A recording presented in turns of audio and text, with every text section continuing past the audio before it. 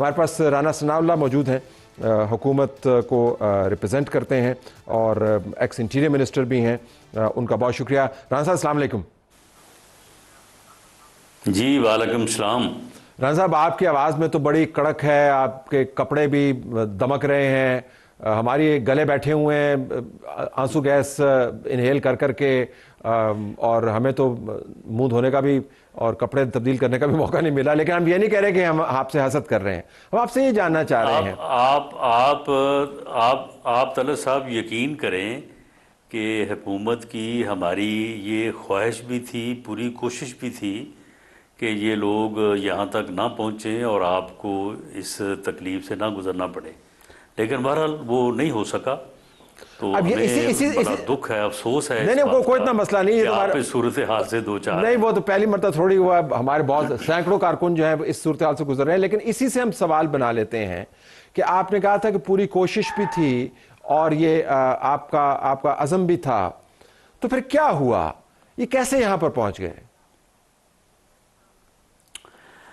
देखें तलत साहब, operational side पे ऐसी चीज़ें हो जाती हैं। ये कोई किसी की नीयत या किसी की एफिशिएंसी या किसी की सलाहियत पे शक की बात नहीं होती। ऑपरेशनल साइड पे ऐसा हो जाता है। दो तीन जगह ऐसी हैं, क्योंकि इससे पहले भी आपके इल्म में है कि मई 2022 में भी हमें इसी सूरत हाल से गुज़रना पड़ा था। तो तीन मकामात ऐसे हैं कि वहाँ पे रोका जा सकता है। यानी ब्लॉकेज होता है ना, कि कुदरती नेचुरल लोकेशन होती है ब्लॉकेज की, तो वो जगह ऐसी हैं कि वहाँ पे रोका जा सकता है। और इसमें कोशिश भी की गई है, लोगों ने वहाँ पे, एक कांस्टेबल शहीद हुआ है, वो लोग ज़ख्मी हुए हैं। लेकिन बहरहाल ये अब ये चीज़ तो खैर अब इसके ऊपर कोई इसकी डीब्रीफिंग होगी तो पता चलेगा कि क्या हुआ। लेकिन इसमें कोई दूसरी राय नहीं है कि इस्लामाबाद के शहरियों को इस वक्त भी और आइंदा कुछ दिनों के लिए जिस मुश्किल सूरत हाल से दो चार होना पड़ेगा, हुकूमत की पूरी कोशिश और पूरा इरादा था कि इस सूरत हाल से जो है वो इस्लामाबाद दो चार ना हो। अब इंटेंट की बात आपने की, इंटेंट का इजहार दो जगहों से हमें नजर आता है। एक तो इंफॉर्मेशन मिनिस्टर ने इंटीरियर मिनिस्टर के बराबर में खड़े होते हुए इंटीरियर मिनिस्टर की बात को सेकंड किया कि वज़ीर आज़म की तरफ से हिदायत बड़ी वाज़ेह है कि इनके साथ हमने निगोशिएशंस नहीं करनी।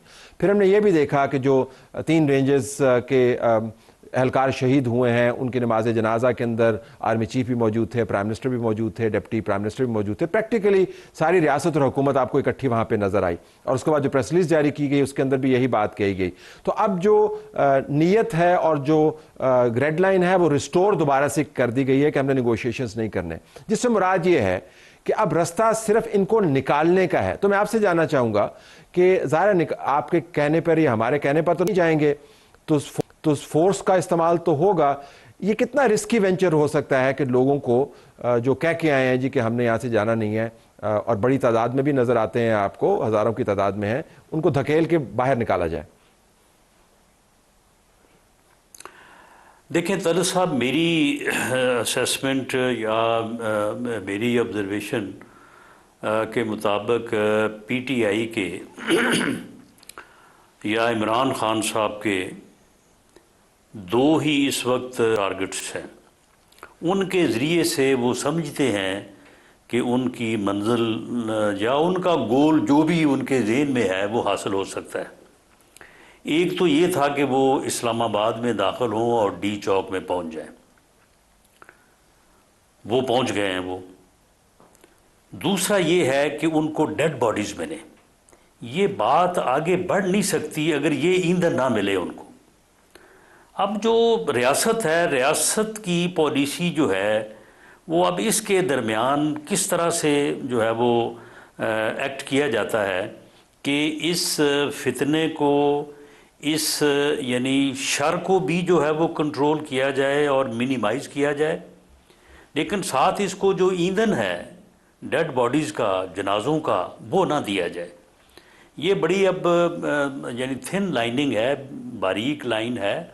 लेकिन बहरहाल हमें गवर्नमेंट को इसके ऊपर से ही गुज़रना होगा और वो जितनी कामयाबी से हम गुजरेंगे तो उतना ही फिर हम कामयाब होंगे, और अगर इसमें हमसे कोई लैप्स होता है तो यकीनन उसका फ़ायदा जो है वो दूसरी तरफ पहुंचेगा। अच्छा, अब इसमें सूरत हाल आप बड़े अच्छे तरीके से वाकिफ़ हैं। मामला हुकूमत के तमाम इदारों का हो गया है जब से इस्लामाबाद के अंदर आर्टिकल 245 लगाया है, जो पहली मरतबा तो नहीं लगा इस्लामाबाद के अंदर, कोविड के दिनों में भी लगा, उसके बाद फैज़ाबाद धरने के अंदर भी लगा, फ़ौज को तलब किया गया, लेकिन फ़ौज का आपको वहाँ पर सेकेंडरी रोल नज़र आता था, रेंजेस फ्रंट लाइन के ऊपर होती थी। अब 245 जो है कुल्ली तौर पर कौमी सिक्योरिटी का तहफ़्फ़ुज़ करने के लिए वो लागू किया गया है, और आर्मी की बाज़ जगहों पर डिप्लॉयमेंट्स भी नज़र आई हैं, जिससे मुराद ये कि रियासत ने जो अपना सिंबलिज्म है पूरे का पूरा उसका एक्सप्रेस कर दिया कि हमारे पास ये फोर्स मौजूद है। अब जाहिर है ये स्टेलमेट ज़्यादा देर तो नहीं चल सकता कि वो बैठे रहे वहाँ पर और रियासत कहती रहे चले जाओ चले जाओ। You have to move forward. क्या जो क़यादत है उसकी गिरफ्तारियों से बात बन सकती है? बुशरा की गिरफ्तारी, गंडापुर की गिरफ्तारी, जो लीड कर रहे हैं, इंसाइट करते हैं, आपके ख्याल में सीक्वेंस क्या होना चाहिए? नहीं, देखें, लीड या इंस्टिगेट करने वाली जो बात है ना, वो तो वहीं से है जो साहिब अडयाला में बैठे हैं। बाकी गंडापुर ने क्या करना, गंडापुर को तो वो रास्ते में कई दफ़ा उन्होंने जो है वो वॉशरूम के लिए नहीं जाने दिया उतर के गाड़ी से। तो मामला ये है कि आगे इससे पहले इमरान खान साहब यहाँ पे 126 दिन बैठे रहे हैं, तो इसमें मेरा नहीं ख्याल हमें कोई इतनी जल्दी करनी चाहिए, थोड़ा देखना चाहिए, थोड़ा टाइम देना चाहिए। मेरा ख्याल है कि इसमें फ़र्क आएगा। ये बैठना यहाँ पे कोई इतना आसान काम नहीं है कि जी हम आ गए हैं तो बस इधर बड़े अच्छे हालात हैं और कोई हमें जो है वो प्रॉब्लम नहीं है और हम यहाँ पे बैठे रहेंगे बड़े आराम से, ऐसा नहीं है। लेकिन साथ साथ जो है वो रियासत को, गवर्नमेंट को, जो लॉ इन्फोर्सिंग एजेंसीज़ हैं, उनको अपना काम भी करना चाहिए। बिल्कुल जो है वो इनको जो है वो वहाँ पे सुख की नींद भी नहीं सोने देना चाहिए। लेकिन मैं समझता हूँ कि उस सूरत हाल से, जिस सूरत हाल का मैंने जिक्र किया कि जो ईंधन बन सकती है इनके लिए, उससे जो है वो हमें अवॉइड करना चाहिए। अब सूरत हाल ये है कि पंजाब की जो इनकी क़यादत है, जो ट्वीट के ज़रिए राब्ते में रहती है अपने वर्कर्स के साथ, हमाद अज़हर हो गए, उनके ट्वीट्स में देख रहा था, वो अब कह रहे हैं जी कि पंजाब से लोगों ने आना शुरू कर दिया है। अलीमा इमरान खान की बहन, उन्होंने भी ये कहना शुरू कर दिया है कि पंजाब से लोग आएँ और इसके अंदर हिस्सा डालें, और बड़ा ज़बरदस्त काम है। तो जब आप ये कहते हैं कि यहाँ पर ये मौजूद रहें, तो फिर ज़ाहिर है आपको शाहराएँ तो खोलनी हैं, आप सारे मुल्क को बंद तो नहीं रख सकते, तो वो लोग फिर इसको ज्वाइन करेंगे, तो ये कम होने के बजाय बढ़ सकता है। एक खदशा ये है कि अगर आपने उसको तवील अरसे के लिए, यानी 2, 4, 5 दिन ठहरने दिया, तो ये जाविया भी है। पंजाब की असेसमेंट आप बेहतर समझते हैं क्या है? नहीं, देखें, ये ठीक है, थोड़ा स्वेल करेगा, लेकिन ये कोई इतना ज़्यादा, यानी अब पंजाब में जो है वो टोटल जो मोबिलाइजेशन हुई है 24 नवंबर को, वो तकरीबन 3-4 हज़ार लोगों की हुई है। कहीं से 32, कहीं से 50, कहीं से 80, और उनमें से कुछ पकड़े गए, कुछ भाग गए। तो अगर मिसाल के तौर पे अगर ये लॉकडाउन ना भी होता तो यही कोई 1000-2000 का इसमें इजाफा हो जाता। तो जहाँ पे 10, 12, 15 हज़ार लोग बैठे हैं, उनमें किसी वक्त में भी 5-7 हज़ार का इजाफा होना, कमी होना, ये तो चलता रहेगा। ये इनमें कमी होगी। इस वक्त जो लोग बैठे हैं, ये आप देखिएगा कि कल सुबह जो है वो हो सकता है ये आधे रह जाएं।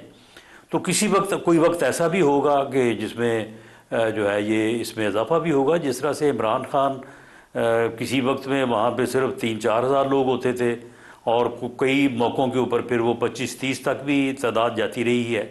तो इससे तो कोई इनकलाब नहीं आ जाएगा। यानी जो रास्ता, जो तरीक़ाकार इमरान खान ने अपने लिए चुना है, ये अगले 10 दिन में, अगले 1 हफ्ते में फंस जाएगा इसमें। इससे मसला हल नहीं होना। मसला तो हल उसी तरह से होना है जिस तरह से मसले हल होते हैं। उस तरफ जो है वो जाने को तैयार नहीं है। तो इसलिए जो है वो खुद भी और दूसरा पूरा सियासी सिस्टम भी और मुल्क भी जो है वो इस सूरत हाल से जो है वो दो चार है, अब आपने जुमले इसमें फंसा हुआ है। बिल्कुल आपने आखिरी दो जुमले जो हैं, मेरे अगले सवाल उसी से मुतल्लिक होंगे। दो छोटे छोटे सवाल हैं। एक तो ये कि मामला इमरान का तो नहीं है, इमरान और कितना धंसेगा अपने मसाइल के अंदर। मामला तो ये है कि आपने रियासत और हुकूमत का निज़ाम चलाना है, क्या आप चला पा रहे हैं? दूसरा सवाल ये है कि अगर नहीं चला पा रहे उस तरीके से जैसे आप चलाना चाह रहे हैं, तो इसका हतमी हल क्या है? यानी हल सिर्फ इमरान खान की तरफ से तो नहीं आना, तो आपने इन्फोर्स करना है ना, यू आर इन पावर। नहीं, इसका हतमी हल जो है वो कंसेंसस बिटवीन पॉलिटिकल फोर्सेस है पूरी दुनिया में। ये हल इसी तरह से हुआ है, कोई पाकिस्तान में कोई अनोखी जमहूरियत या कोई अपना सियासत तो नहीं है। पूरी दुनिया में जो है वो पॉलिटिकल फोर्सेस ने अपने डिफरेंसेस जो हैं वो ऑन द टेबल बैठ के जो है वो उनको रिजॉल्व किया है। तो यही इसका हल है। हम जब अपोजिशन में थे हमने उस वक्त भी इसको कहा था, हालांकि ये हमारे खिलाफ उस वक्त मुकदमे बना रहा था, हमने कहा था कि बैठो हमारे साथ, लेकिन राना साहब वो ये हल नहीं चाहते। चार्टर ऑफ इकोनॉमी करो, चार्टर ऑफ डेमोक्रेसी करो, लेकिन वो इस पे नहीं मसले है। को मैप कर ले। तो उसका फिर हल क्या? नहीं, उसका फिर अंजाम जो है वो फिर खराबी हुआ ना। हम अब भी प्राइम मिनिस्टर ने उस दिन on the floor of the house कहा कि आओ भी बैठो करो बात जो। लेकिन आप तो प्राइम मिनिस्टर ने कह दिया कि नेगोशिएशंस नहीं करने हैं हमने, अब तो कह दिया उन्होंने, वो दरवाजा बंद हो गया। बात लेकिन तलत साहब, जब मैं आपको बार बार कहूं और आप आगे से जो है वो इस तरह से जो है वो हद तक करें, इंसल्ट करें, तो फिर मैंने दूसरी तीसरी बार फिर क्या कहना है? मैंने नहीं, यही कहना है। आप मुझे बताएं कि नहीं, यही कहना है, यही कहना है। कल हाँ ठीक, हाँ तो कल जो है, कल मुज़ाकरात नहीं हुए उसके साथ, या मुज़ाकरा या राब्ता, ये जो लोग उसको रात जाके 9-10 बजे मिल के आए हैं, सारा दिन मिलते रहे हैं, तो ये बगैर अपना कंसेंट के, परमिशन के मिलते रहे हैं।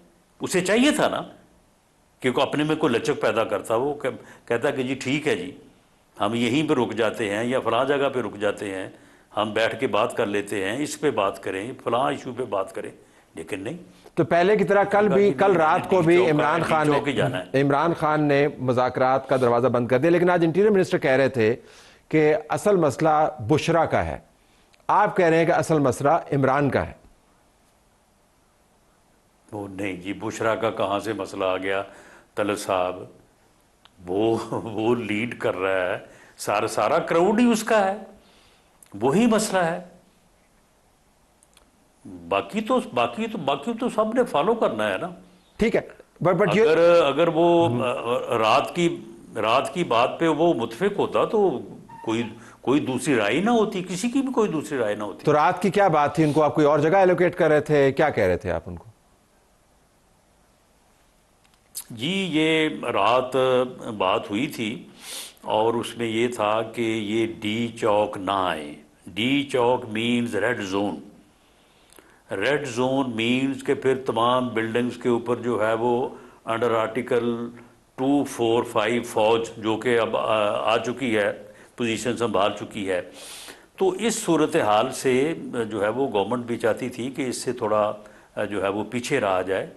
तो ये कोशिश हुई और इनके लोगों ने भी इसके ऊपर रजामंदी ज़ाहिर की कि चलें ठीक है जी, हम 2 दिन के लिए जो है वो रुक जाते हैं, उसके बाद फिर बात जो है वो एक बात अगर आगे चलेगी, उसके बाद फिर दूसरी, फिर तीसरी, फिर बात इसी तरह से शुरू होती है ना।